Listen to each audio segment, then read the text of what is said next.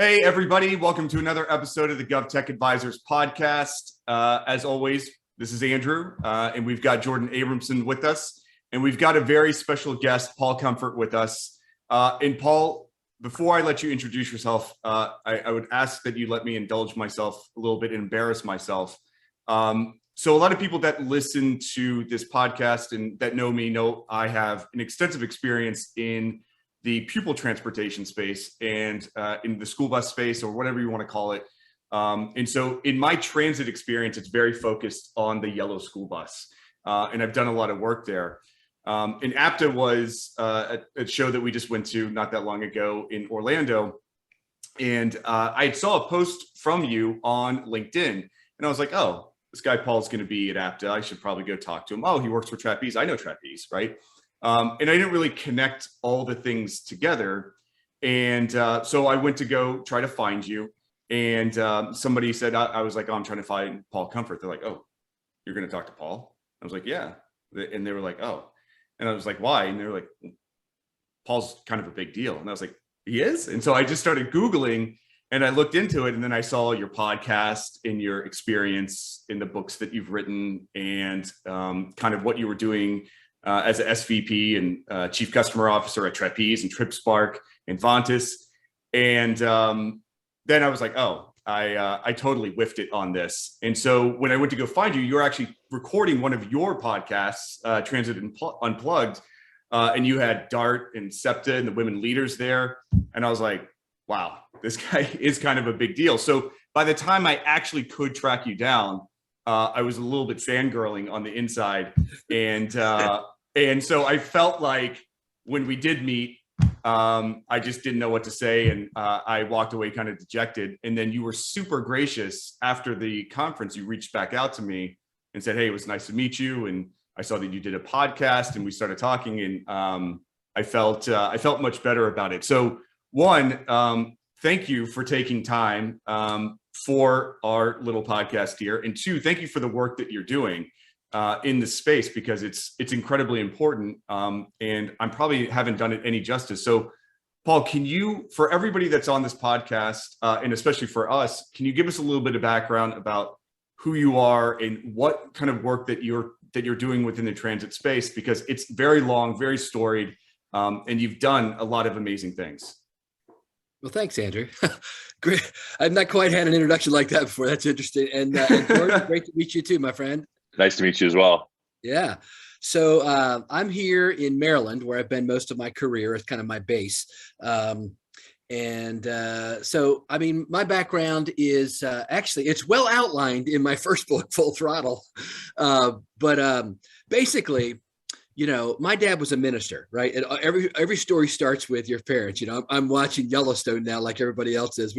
My wife and I have been doing, you know, catching up because we just started watching in the last couple of months. We're already into the new season, but you know, it's all based on the dad, right? And you know, fathers are very important, you know, in our lives, and archetypes as well. I'm actually working on a book. I can't wait to get it done, called Without Our Fathers.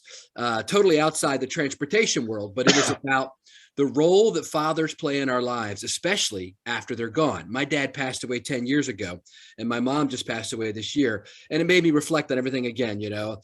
But so my dad was a minister, and his, you know, sole purpose in life was to help people. He wanted to help them, you know, physically, spiritually, emotionally, all that stuff. So I grew up in a home focused on others, not focused on, you know, self-indulgence and all that kind of stuff. So it was a great way to grow up. And, you know, I was, from an early age, we were going visiting senior centers and people in nursing homes. And I would go with my mom and dad on their visits to people.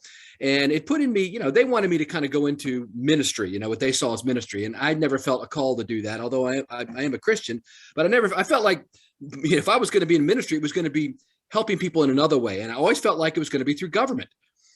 From a young age, I felt like government was the way. You know, I'm from the government. I'm here to help you. You're right. You're right. Right. But it's true. Government and politics and all that just interested me, fascinated me from actually from the 1976 political conventions, which I watched, you know, on TV as we were traveling to Disney World for our family vacation.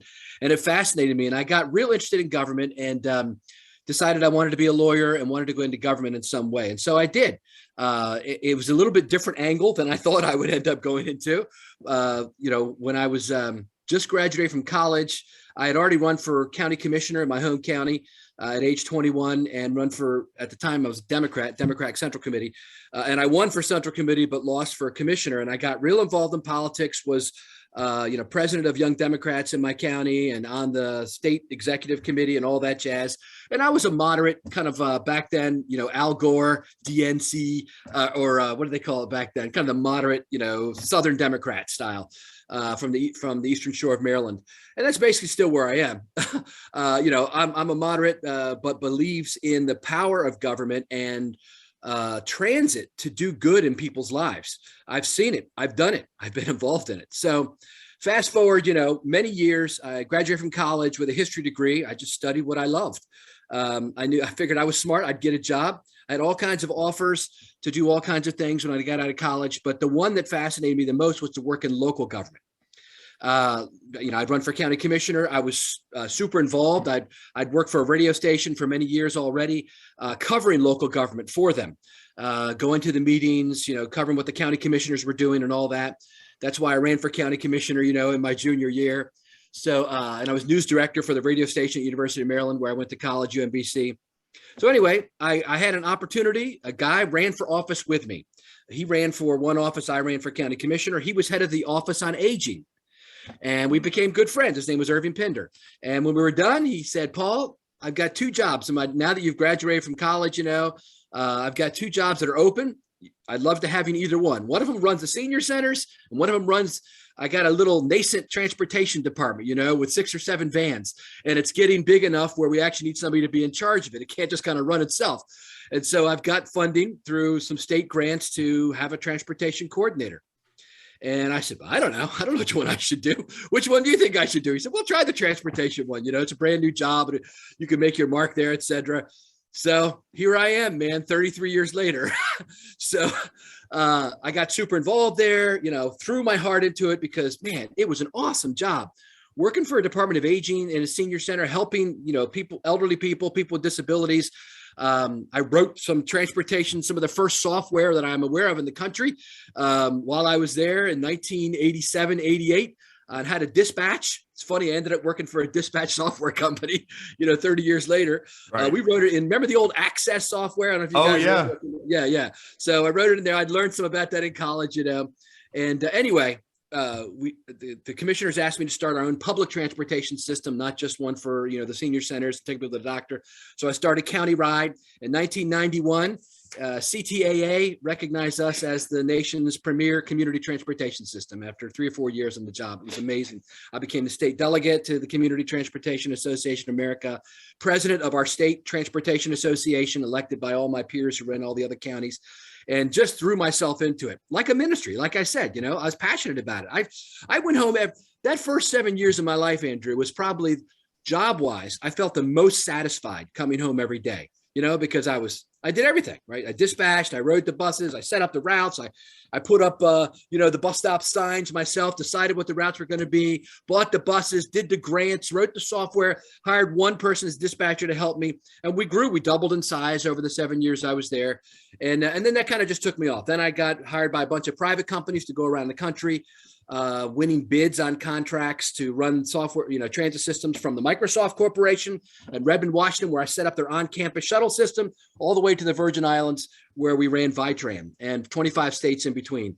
And then, we got into other stuff, and we could talk about that later. But that was kind of the start of how I got into it, and I'm passionate about it. Because I still truly believe, I know government's got a bad rap these days with a lot of people because of some of the things that, all the politicization that's been happening over the last 5 or 10 years in politics, where it's become, I was a county commissioner. I was elected county commissioner in 2014 in my home county, and they want me to run again this time. I'm going to stay out of it this time. It has gotten so toxic. And I really actually feel like I'm making a real difference where I'm at right now, globally, in such an important way that, shining the light on best practices through all the stuff we're doing, that and helping people, actually, going in, having them share with me, here's what I'm planning to do, Paul, what do you think? I had just a few months ago, one of the leaders of, the system in Sydney, Australia, call me and want to talk to me for an hour about how can we better integrate our fixed routes and new mobility and all the things we're trying to do. You did that in Baltimore when you were CEO there. When you pulled it all together in Baltimore Link, how can we do that here in Sydney, Australia? So the ability I have and the platform that Trapeze and Vontas and all these companies have given me to connect with all these people. I mean, just last night, I'm talking to a transit leader at 7:30 my time in Malaysia. Talking about what's happening over in that part of the world and how we can make it better. It's just phenomenal. I'm having an awesome time and hopefully making a difference in the lives of people. Yeah, I think you are. And I think that, listening to your story, your reach after, again, I kind of dove in on you, your reach is very, very far. And a lot of people that I know as well. And so one of the things, listening to kind of where you started and where you've come from, I'm sure that there's some things that have stayed the same. Like what are the same problems that communities are facing? But more importantly, you just touched on something extremely important that Jordan and I and also a couple of others have tried to do, where we're trying to pull these ideas and these platforms and these systems together, because there is a lot of disparate ideas. There's a lot of disparate solutions that a lot of times that are piecemeal. And so I know, especially with the different types of transit and the different types of communities, that it can be really hard to kind of bring it together. So it's kind of a two-part question. One, are there still some things 33 plus years later that are still the same, that you're still trying to tackle today or shedding light on?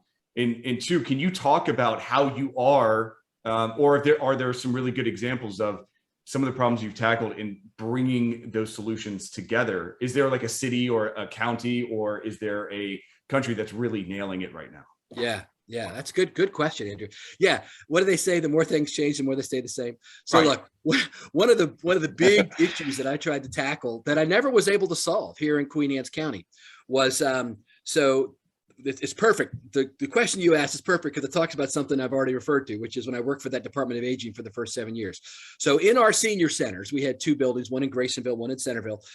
There was a health department run adult daycare center, which is for people on the far end of the spectrum, not ready to go into a nursing home, but still needing daycare during the day. And then there was a senior center, which is for more active people, who are going on trips and painting and doing all the crafts. And I play piano, so I'd go in and sing with them and all that kind of stuff. So it's a whole different group, but in the same building. It's kind of a continuity of care in the building, but they're run by different departments, right? Health department ran adult daycare, Department of Aging ran this, and the health department's more of a state agency, we're more of a county agency. So what was silly was we each had our own vans. We each would go out and pick up senior citizens, sometimes on the same street, around the same time, across the street from each other, and then come back to the same building. And in my role as, president of TAM, the Transportation Association of Maryland, I was working with Florida and other states to see what they were doing. They'd done a really good job in Florida. A lady named Joanne, I think her name was Wilkerson, it was 30 years ago, but she set up at the state level a coordinating council where they could do medical assistance transportation, which is for low-income people, as well as senior centers, adult daycare, and some public transportation, and coordinate the financing, the vehicles, the drivers, and run them all as a group. And we could never do it. The insurance agencies would not allow us to do it, basically was the main reason at the time, as I recall. So fast forward now 30 years, and, I'm talking to people in, Las Vegas, right? So you just mentioned my podcast. One of the cool things we do is we interview CEOs and we do some live events. The podcast is called Transit Unplugged. So we do live CEO roundtables. We just did one at APTA. It was powerful. We did 5 of the most powerful women in transit. I'd done one like that in Australia recently as a webinar. They'd called me, some women friends of mine, and said, "Hey, we'd like to do one, on women only." I said, "That's awesome." And so I said, "We should do that here in the US." So we had MJ Maynard was one of the guests on the show. MJ is CEO of Las Vegas RTC. It's called the Transportation Commission of Southern Nevada, and the Regional Transportation Commission of Southern Nevada. And so we're doing the first TV show. We've also turned the podcast Transit Unplugged into Transit Unplugged TV. And my visit with her a month ago is going to be our first episode. And last night I was doing some editing with our editor on it and listening to her again talk about love all, serve all is their new model. And it is the idea that I was trying to do 30 years ago, which is put everything together. She said, we put people with disabilities on the shorter buses, so to speak, the short bus. And then the people without disabilities, or as my friend Robbie Mackinnon from Kansas City likes to call it, diverse abilities. He's the nation's only blind CEO. Put them all on the same vehicle, let them ride together, and let them have a little bit more control over their ride so they can set it up on their phone, book their trip, have it come to their house, pick them up. It's what we call microtransit today.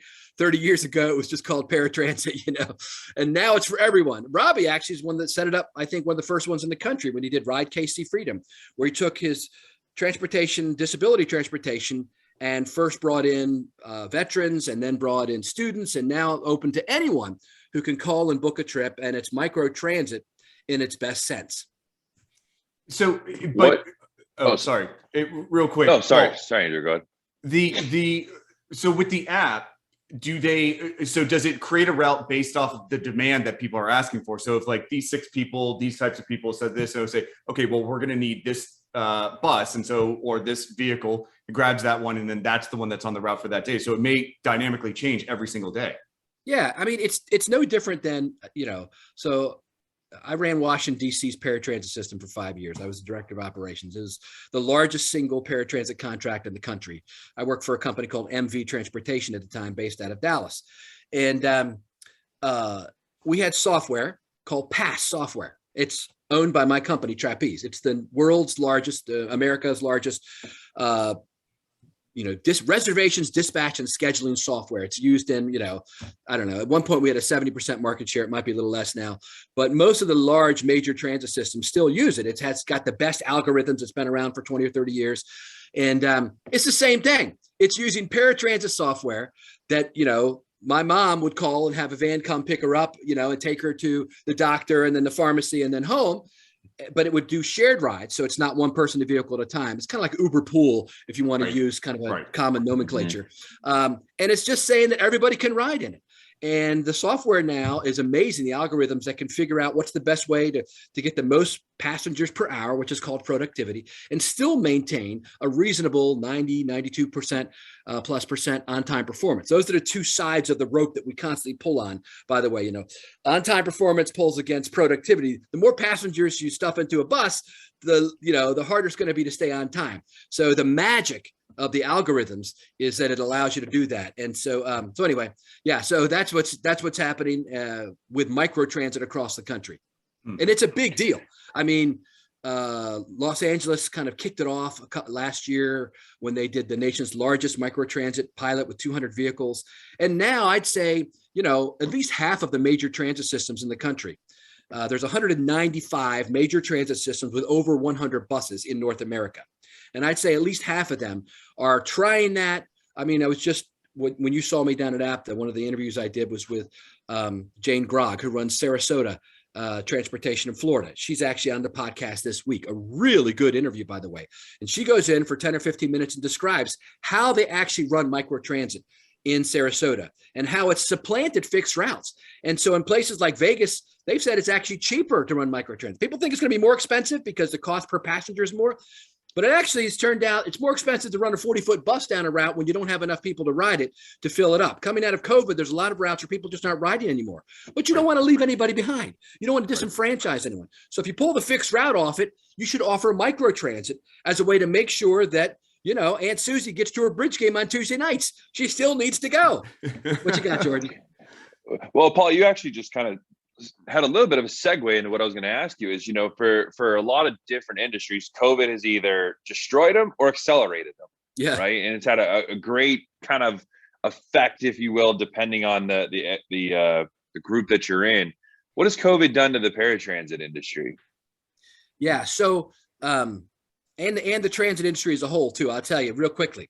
So I was CEO of the MTA in Baltimore from 2015 to 2017. And while I was there, there's a group, APTA, which you're familiar with. And I was in this group. All the CEOs would go to a conference every year and talk about what the hot topic was. The hot topic that year, I think it was 2016, where are all the passengers? Because Uber and Lyft had scooped out all of the what we call choice riders, right? People that could afford to try something else and didn't have to ride transit. They were all deciding, hey, I don't want to sit and stand at a bus stop for a half an hour, wait for a bus. I'll just call an Uber. It'll pick me up and take me where I need to go. And so we'd lost, and every major transit system in the country had seen a decline in ridership, and it continued until 2017 or 18, when Tom Lambert, the CEO of Houston, came up with a new model, which was he rebooted his entire bus network overnight after he'd studied where people are going now and changed all the routes overnight because the routes had kind of were no longer meeting the need of the passengers. As my friend Lauren Skyver from Sunline Transit likes to say, we were selling what people weren't buying. And so he said, we got to figure out what people are buying. So he shifted it. I went down there in 2016 with 8 of my compatriots from MTA. We figured out, they gave us a one-day symposium, how to change your bus system overnight to meet where people are going today. Because most of the routes, like in Baltimore, were laid out 50 years ago. And they'd never really been comprehensively adjusted. And all the jobs at that time were in the downtown areas of cities. But obviously since then, we have beltways and the jobs are dispersed, but the routes had never really changed to take people where the jobs were today. Mm-hmm. So we did that in Baltimore. It was called Baltimore Link. We had 2 years of study. We built on plus ours, and overnight we shifted all the routes, and a lot of other people did it too. And then in 2017, we saw that turn. 2008, 7 cities had an increase in transit that year, and paratransit goes with it, right? Because it's commensurate paratransit. So there's an increase there. And then in 2018, we saw a lot of systems across the country see an increase in ridership. And 2019 was the first year in the decade, the last year of the decade, that all of the routes, all the systems, including New York City, which runs 40% of the work in the country, basically, 40% of the trips are provided pre-pandemic in New York, all of them saw an increase. And so we were super excited heading into 2020. And then now in March, COVID hit, and all the ridership went down dramatically. The worst was on commuter services, right? It makes sense. People weren't going into the cities from the suburbs to their jobs because the jobs were not in the downtown anymore. The government put in lockdowns and you weren't allowed to go to your job. Remember? I don't know if people remember. It wasn't that long ago, but we weren't allowed to go anywhere. And they said only essential workers can ride public transit. But in most cities, like Richmond and other cities, on the downtown city buses, they were still like 50% full, which shows you that the people that really rely on public transit are the essential workers. It really was, when you say, did the pandemic hurt or help? Short term, it hurt transit. Long term, I think it was a positive. And the reason why it was a positive for us was that it showed governments and the world and the federal government now that, hey, public transportation is no longer just a local, thing. It's a national priority. Because in order to keep our workforce and our economy rolling, the people that work at the water department, the hospital, the pharmacy techs, they all ride public transit. I mean, my transit system in Baltimore, the subway system, you know what the number one stop was? Johns Hopkins University Hospital. Boom, it goes right up into the hospital. And so all the doctors and nurses are riding that subway every day to get to work, and they don't have to park that way. They don't have to find parking. They come right on the subway and it drops them right in their workplace. And so that really was what's behind the 3 tranches of funds we got from Washington, and the latest big increase in our transportation funding came out of Washington. Most people don't realize that. I'll be done in 30 seconds, but inside this massive new $1.2 trillion infrastructure bill was our 5-year reauthorization act. And that 5-year reauthorization act bumped up funding, baseline funding for public transit in major cities by over 40%. And so the federal government has realized that we have to invest in operating dollars, not just in capital, but in operating dollars, because public transit is really part of the infrastructure of the United States.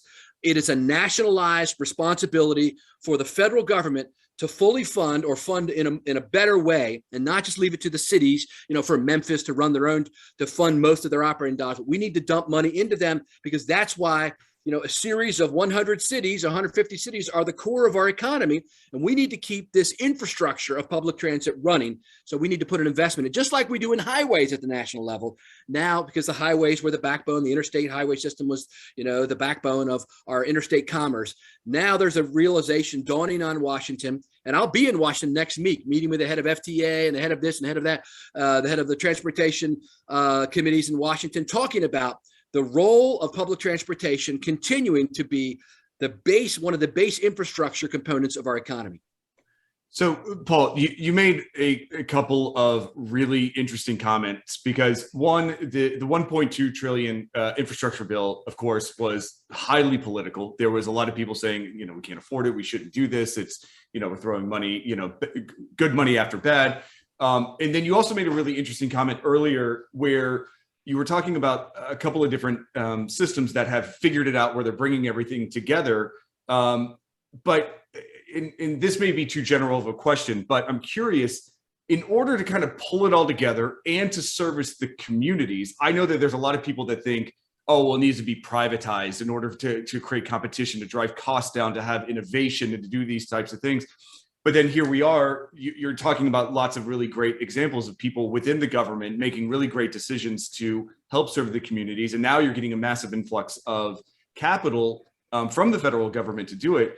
And so I'm sure there's a lot of people that say, well, let's privatize more, or it needs more public funding.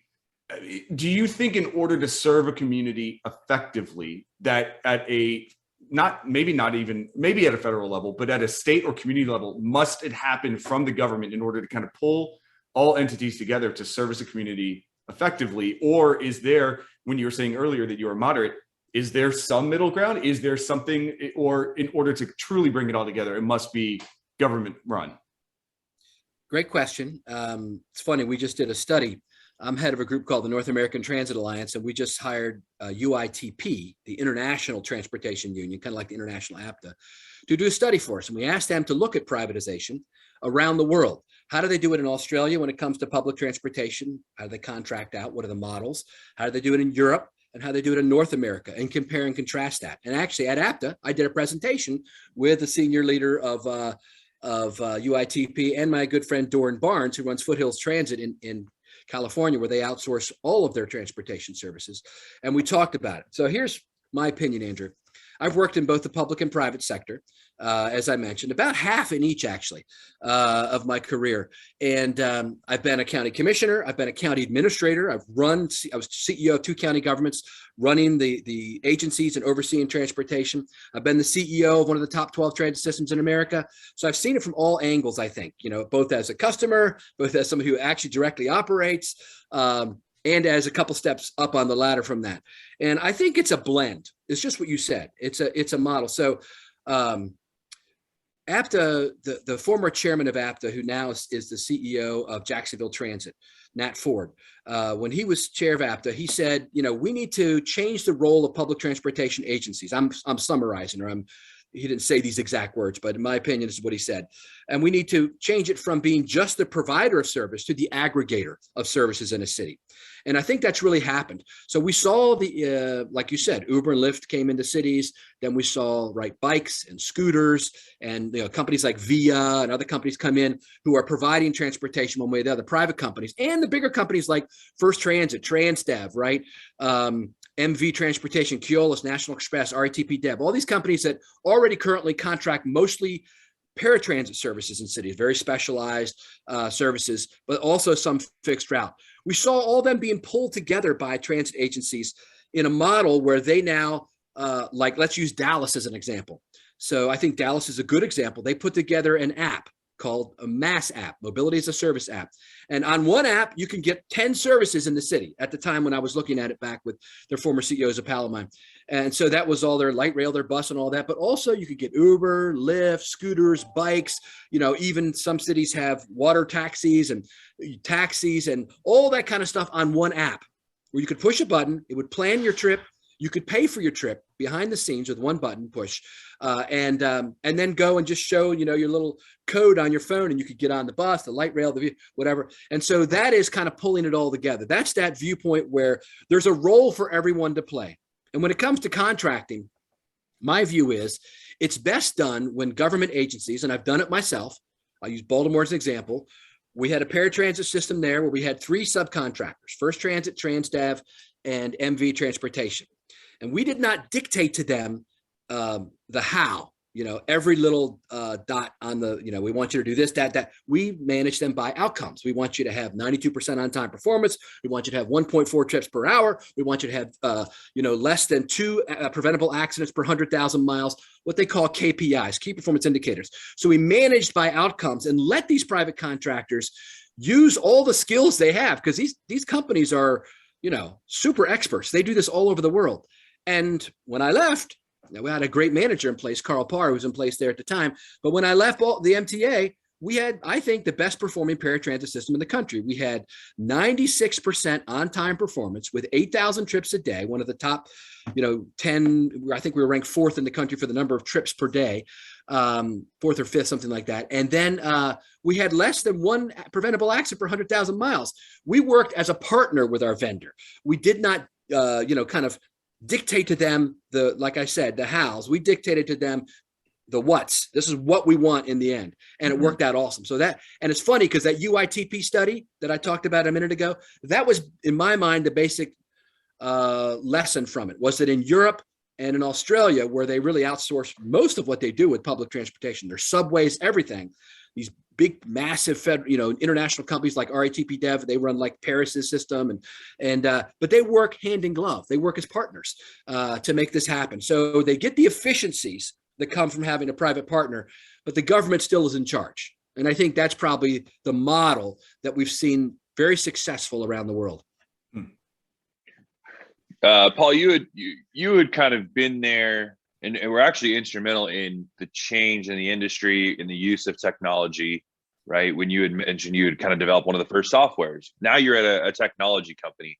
Can you talk a little bit about how technology has helped the industry evolve, as well as maybe what is still to come, right? Or what is still some of those challenges that technology can solve kind of going into the future? Yep, absolutely. Well, there's 3 hot trends right now, and it's a good way to segue them in. There's at the end of 2021, there are 3 hot global trends in the transit industry. One is microtransit, right? We've already talked about that. And that is personalized transportation, basically.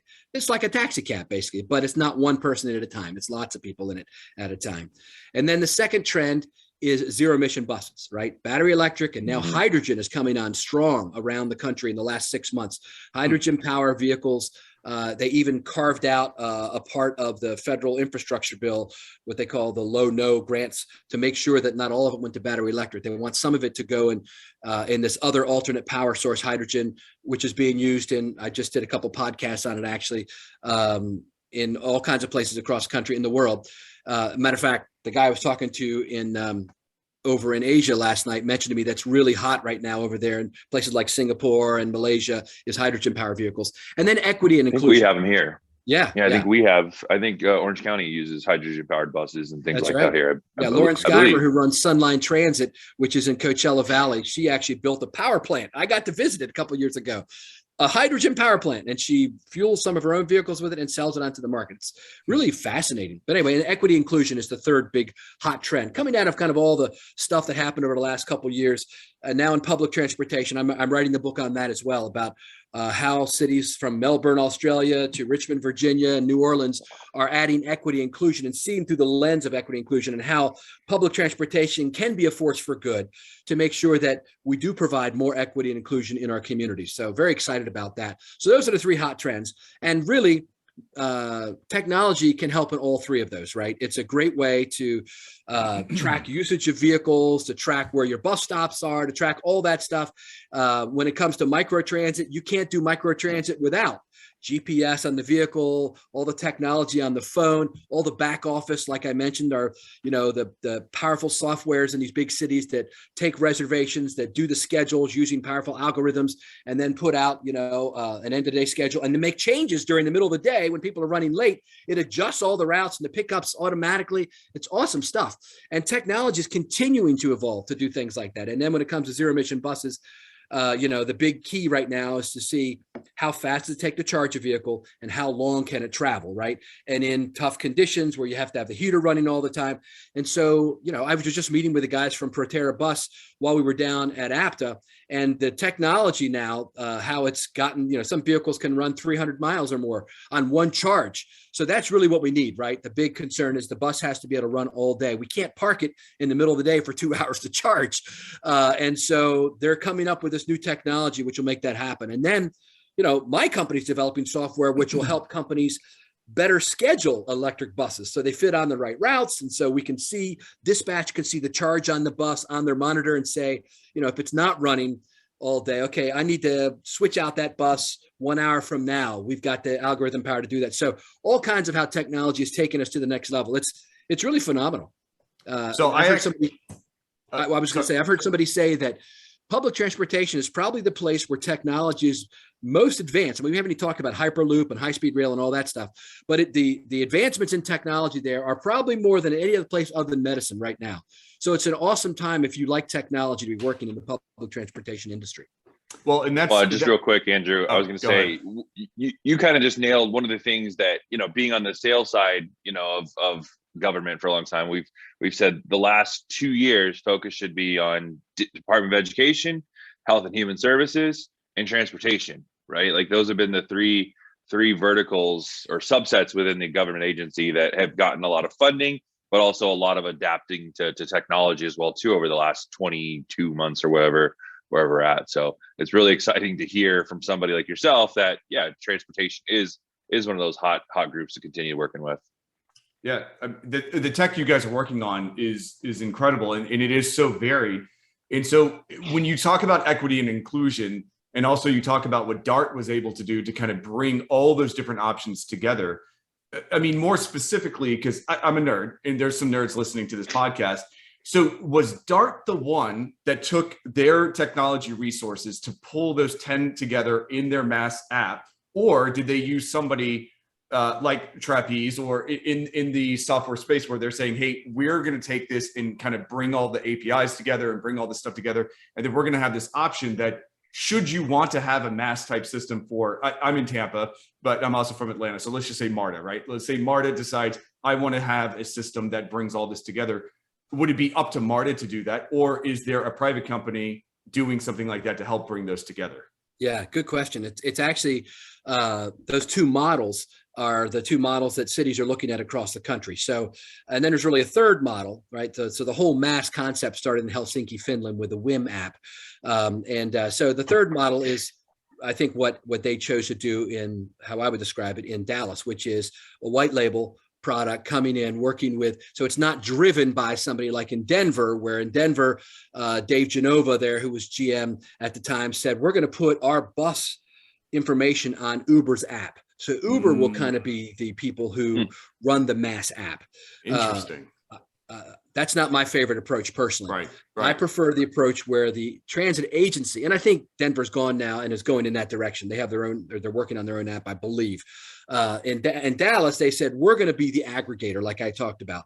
We're going to pull all this together. We'll be the one to reach out. Now, Uber and Lyft were probably reaching out to them as well. They reached out to me when I was in Baltimore and wanted to work with me there. They see the importance and the value of working with public transportation agencies, I believe. As a matter of fact, my company, works a lot with them. And we have software called Trip Broker, which a transit agency can plug into their past software, which will allow them to use Lyft drivers as paratransit drivers, so to speak. They see them on the screen as available options to assign trips to, et cetera. And so pulling all those resources together, it's what we started with, Andrew, what we started talking about when I said that lady called me from Australia and said, how do we integrate that? And it is the same issue we had 30 years ago. Right. And it really, if we pull all those together, the things I talked about, the trends, if we had to do an overarching trend, I would say it's integration. It's right. Integrating all of the resources in a city into one system. Just real briefly, most cities, mine included in Baltimore, they run their transit modes as separate entities. So the subway has its own management structure, its own maintenance team, its own road supervisors. The light rail system has its own people, its own routes. The bus system, what is that about? We need to break those walls down and have them all run as one group. And that's what we did in Baltimore. The bus routes were never changed to integrate in with the light rail and the subway and our commuter train system, MARC service, which went into Washington, D.C. So we changed it so it linked, Baltimore Link, it linked in with all the routes. So the bus routes would link in with the light rail routes, and it made sense with time transfers. That's a key where technology comes in. You don't want a bus that's running late. You have 50 people on that bus, just like, airlines, right? You know what happens? You've been left behind, I'm sure, like I have. And it's where they say, oh, yeah, that plane's going to wait for you. And then you get there and the gate is closed and you can't get on it. You're like, crap, now I got to get another flight. The same You're thing like, I'm Paul Comfort. That should be waiting for me. But in a city, it happens thousands of times a day where there are the meetups, right? Where the bus needs to meet up with the light rail, meet up with the subway. And so having the right technology in place where it's up on screens in the station, where it's on people's small screens in their hand, where they can see, okay, that train is coming, it's coming. So when you have all that information out available to people, it allows them to make those time transfers and everything can be integrated better. So you don't have to have the bus run everywhere. You can have the bus run some places. Feeder services can come in. Microtransit can largely be a feeder service. I just was talking with a CEO this week about that. I said, is your microtransit primarily taking people to their individualized locations, or is it a feeder service into the fixed route? And they said it's about 50-50. So we're using microtransit to say, we'll come pick you up at your house and we'll drop you off at a hub. And at that hub, you can get on the bus or the light rail or the subway or whatever, and go from where you want to from there. So integrating all that together is really the most efficient way to use the tax dollars that we're given. Paul, I'm curious, you've kind of peppered throughout the conversations a little about what you guys do at Trapeze, right? Or some of the technology you've had out there. Share with kind of our audience, who is Trapeze? What do you guys do? What is the technology in which that you guys are working on and providing? Give us a little, peek under the hood, if you will, as far as what you guys are doing. Yeah, well, I'm really honored to work for this company. I tell you, not only are they the biggest transportation technology company in the world, but I believe we have some of the best people and some of the coolest things going on kind of under the hood that I can't even talk about all of it today, but the new technology we're developing. So who we are. So Trapeze is a software company that provides software and some hardware to run public transportation. And it's not just in North America, it's a global company. So there's a Trapeze Australia, there's a Trapeze Asia, there's a Trapeze UK, there's a Trapeze Europe, there's a Trapeze Americas. And all of them are rolled up under a company called Modaxo. There's other companies too, by the way. Trapeze just split in two earlier this year, and spun out a company called Vontus. And Vontus is headquartered in Cedar Rapids, Iowa. We've got a factory where we make stuff, from equipment that goes in the buses, computers, and all kinds of machinery, everything you need to really run a transit system, except for the bus itself. We basically build or have available to you through our partnerships. So Vontus does ITS, CAD AVL software. They do yard management, where you can track your vehicle in the yard. I don't know if you know, but you know where most accidents happen? In the yard. In the yard. Yeah, yep. These vehicles hit each other. And then, there's all kinds of inefficiencies. I mean, I'm really passionate about this one. So let me just talk about it for 30 seconds. Sending your driver out in the morning from dispatch, where he gets his manifest to go out and find his vehicle or her vehicle in the dark of night at 5 a.m. and they have to go find it, and you don't know quite where it was at.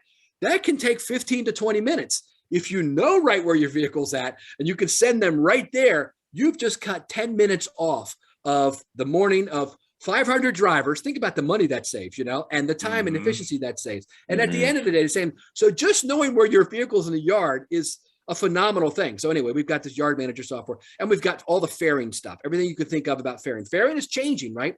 In my opinion, it's moving away from fare boxes, and it's going more toward, on your phone or your credit card, all that. I mean, back in 2016 or 17, I was able to visit Shashi Verma at TfL, who was their CTO in London. And they had just moved to these tap and go credit card systems where you didn't need, like the Oyster card or whatever, or in our city, we call it the Charm card, the multi-use top-up card you put your value on, but you could just use a credit card.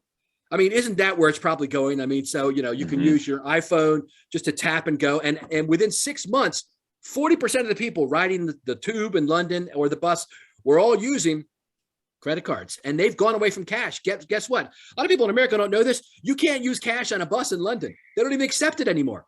They've realized that, putting cash in that machine, just think about this for 1 second.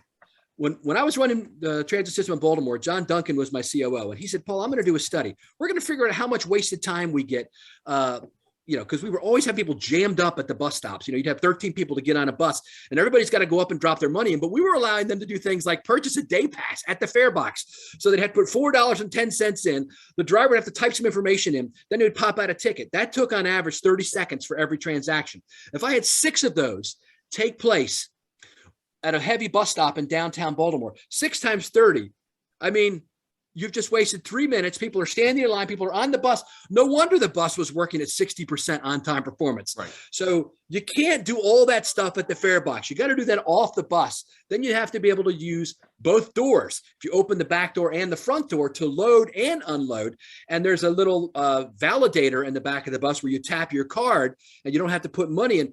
The speed of the system picks up 2 or 3 percentage points a day on that. So all that to say, I'm going to just wrap this up because you asked me to give you the big picture. So that's the kind of stuff that Vontas does. Then we have another company called TripSpark. TripSpark sells very similar software as Trapeze, but it's mostly for systems with under 100 buses.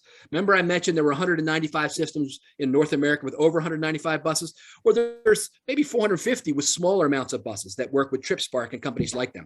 So those are the 3 big companies that work here in North America, as well as another company called TransTrack and a couple others in South America, Satachi and Impressa One, that do all kinds of cool things like facial recognition software and all that. So those are all owned by our company, Trapeze. And then I mentioned all these other Trapeze companies around the world. We all work together. There's a guy named Roger Helmy, who's our global product developer, who's working on this software in Australia and in Europe and America with hundreds and hundreds of developers who are sitting there all day long. I used to be amazed. I'd walk in our Trapeze headquarters in Toronto, and outside of Toronto, and see like 100 people. I don't know, there's a lot of people sitting there typing all day with headphones on. I'd go up and say, hey, what are you doing? I'm Paul Comfort. I'm vice president of the company. Oh, I'm Sudeep, and I'm working on an upgrade to FX software for Cleveland, or something like that. And so they're all working all the time. And we have people, hundreds of people all over the world working on these software products that then we can all use. That's all rolled up to Modaxo, which is now our kind of global transportation over company that's over it all. And then that's up to a company called Volaris, a guy named Mark Miller. A lot of people in the industry know his name. Brilliant guy. Was a programmer, started out as a programmer, really took past software from the DOS and brought it over to Windows, the Windows environment as a programmer. And he became the head of Volaris, which is a big company that does a lot more than just transportation, but it's vertical software. And then that's all rolled up to a company called CSI, which is traded on the Toronto Stock Exchange. And it's a big, global international, I don't know how many software companies they have, but it's everything from agriculture to running golf courses, to the vertical software markets in every market you can imagine. It's considered one of the best global software companies in the world, CSI. So we have all those resources to draw from. It's phenomenal. And the big thing the company does is not just develop software organically, but also does a lot of M&A, mergers and acquisitions. So they're buying companies every month. We're buying companies who are vertical software companies that we buy and hold and never sell. Never sell. That's one of the value propositions. If you're a mom and pop company, you've developed your own software, you've got it to a certain point, you've got 50 customers, but you're 65 years old, you're ready to cash in and retire.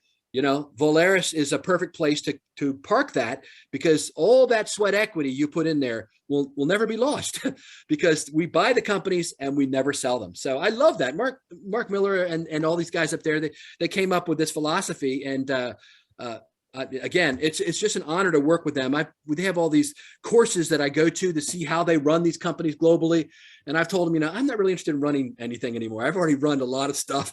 I just want to be an influencer and help spread the good news, the gospel of transit, but I do love how they run it. And it's profitable. It's very, but they dump a lot of money into R&D, which I love, right? We're constantly developing because they know that that's really the future. If you're a technology company, you've got to constantly be researching and developing.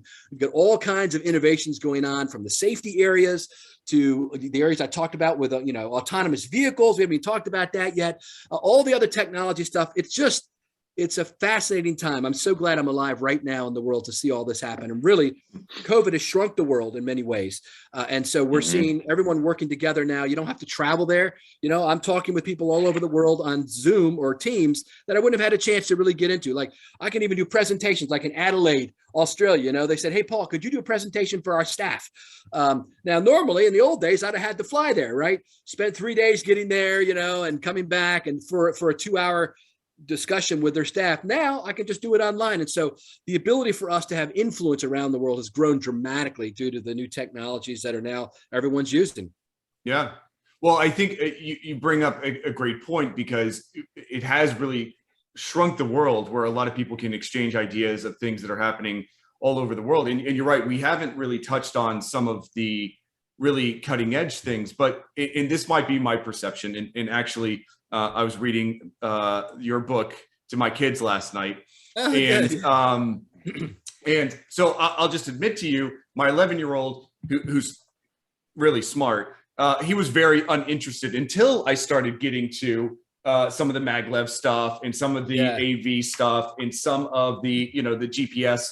And so when you touched on some of the things in here, especially the AV things, and then also what was happening in Bogota, my perception, and it could be wrong, my perception when you talked about that, as well as the payment things, it always seems to me that the States in the US seems to be a laggard when it comes to some of the very cutting edge, not only payment, but transportation styles. Yeah. Is that true? Or if it is ish, why is that? Why do we, because I went somewhere the other day and I'm like, I didn't have any cash and it was just cash box as well. And I'm like, this is ridiculous. So, what is that a symptom of something that is something much larger? Yeah. Yeah, it's good. So you mentioned my book for kids, Public Transportation from the Tom Thumb Railroad to Hyperloop and Beyond. I wrote that for my grandkids because there really wasn't, I couldn't find any books that just talk about, there's zoo books, there's truck books, but not a picture book for kids that gets them interested in public transportation and tells them kind of the history and where it's going. So yeah, unfortunately, things like high-speed rail, like how come we can't have high-speed rail here in America? Right. They have it all over China. They have it all over the world. I got to ride the one in China. It was 10 years ago, 12 years ago. I rode from, Shanghai, phenomenal, 300 miles per hour. They have them all over Japan. Why can't we have them here? Well, I can tell you why, in my opinion. Procurement. In the past, there was a lot of problems with government buying things, fraud, abuse, all kinds of problems. Mm-hmm. So they put in place all these rules and they created brand new departments called procurement departments. And they make sure that all these rules are followed to the letter of the law, which is a good thing in many ways. But what it also does in many ways is it slows down processes and innovations. So if a transit agency, for instance, wanted to invest in some brand new technology that hadn't even quite been developed, but want to become like a beta test, they can't put $10,000 or $20,000 into, let's say, with 3 other transit agencies, put it into a pot to work on a new software product together or a new technology together.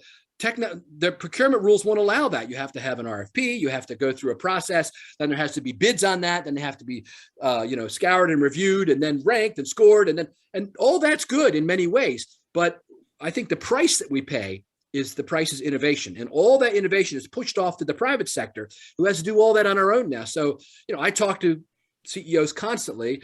I've got 100 CEOs on my speed dial, so to speak, from around the world of transit agencies, and we're always talking about what the latest and greatest trends are. And I translate that back to my company, and then we work on that. As do there's many other people in our company do the same thing.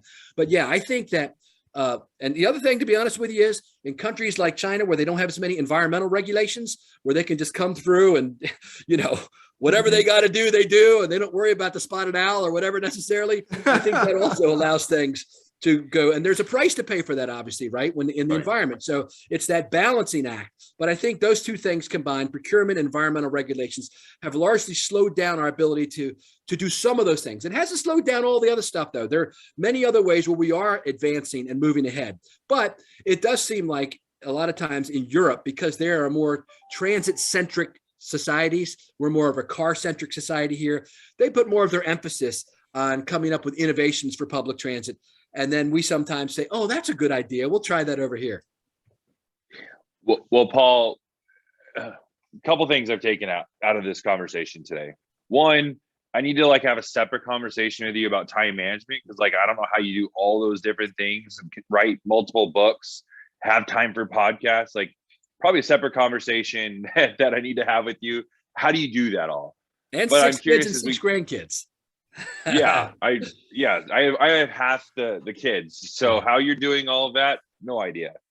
But I'm curious, as we come up on about an hour here, we've been asking and peppering you with a lot of questions. What would you like to say? What haven't we talked about that we want to make sure we give you the floor to discuss with our audience?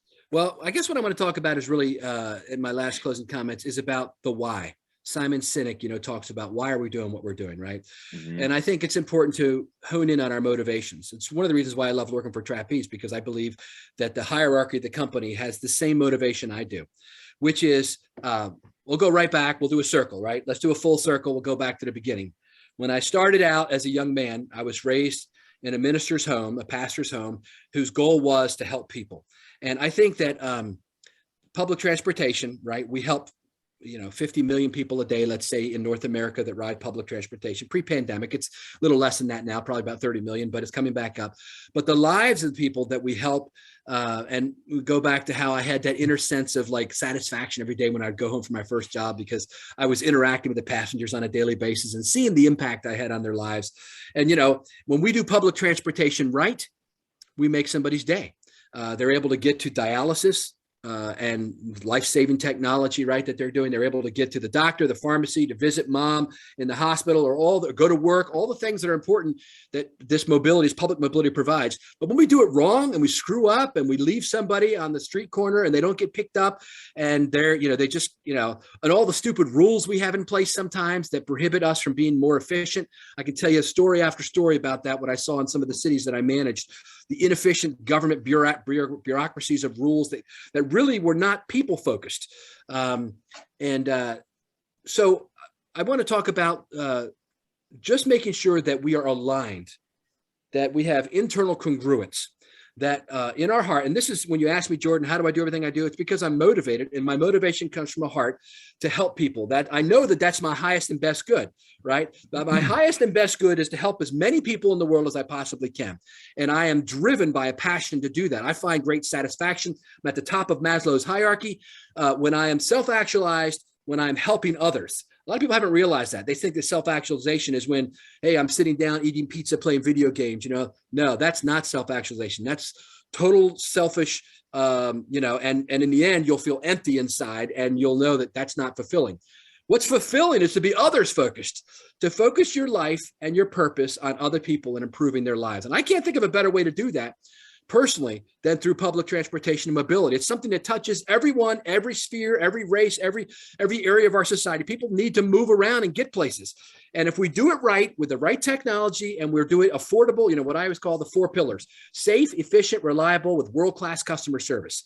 That, to me, what I've set in place, I even had little challenge coins made up when at the MTA, with that, and I'd give to employees that were doing something in those areas, right? Safety, efficiency. Now, safety has a new meaning now. It also means, COVID free and all that stuff, right? And thankfully, public transportation has been proven through Imperial College studies, et cetera, one of the safest places, right?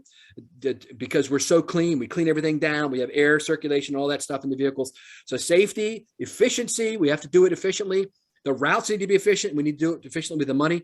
And then safe, efficient, reliable. People have to know they can count on us. And then the customer service part, we can't forget that. We have to have world-class customer service. People have to feel like they're going to Disney World when they get on our vehicles, right? Where they have all the information they need. It's presented in a fun, exciting way. We even talked about gamification, all the things I'm working at in that area where people can have fun on the vehicle, winning, Burger King coupons or whatever as they ride on the vehicle. And so coming from a heart to help others, using that to produce safe, efficient, reliable, world-class customer service-oriented public mobility, becoming the aggregator of all the mobility, using the best technologies to integrate what we have, will produce a better society, a more happy people, and a better functioning economy.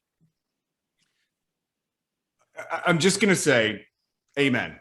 And so, and the thing is if I took those core values that you just said, and I applied it to basically any industry, if they followed it, it would work, right? And so, which is why I think Jordan and I were so excited to have you on the podcast today. And also, I have notes here. There's questions I want to ask you, but I know that we have a lot of time. We're all cognizant of our schedules, and we probably talk for hours and hours and hours.